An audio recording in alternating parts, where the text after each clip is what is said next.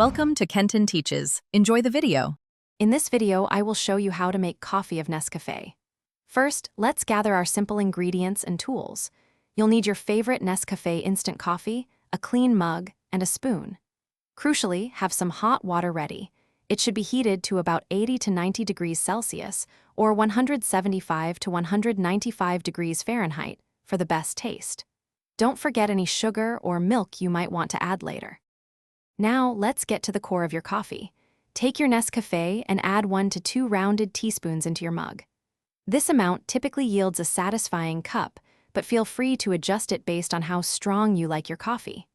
Next, carefully pour about 200 milliliters, or roughly 7 fluid ounces, of your hot water over the coffee granules. Be gentle to avoid splashes. With the coffee and water combined, it's time to stir. Use your spoon to mix the contents of your mug for about 10 to 15 seconds, ensuring all the Nescafe granules completely dissolve. This creates a smooth, consistent brew. Now is the perfect moment to personalize your drink.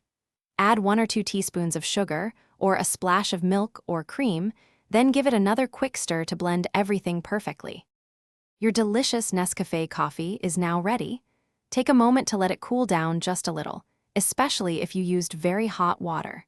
This ensures you can enjoy every sip safely and fully appreciate its rich flavor. Making Nescafe is a wonderfully simple and quick process, perfect for any time you need a comforting and satisfying coffee break. Enjoy your perfectly brewed cup. Thanks for watching. Please subscribe if this video was helpful.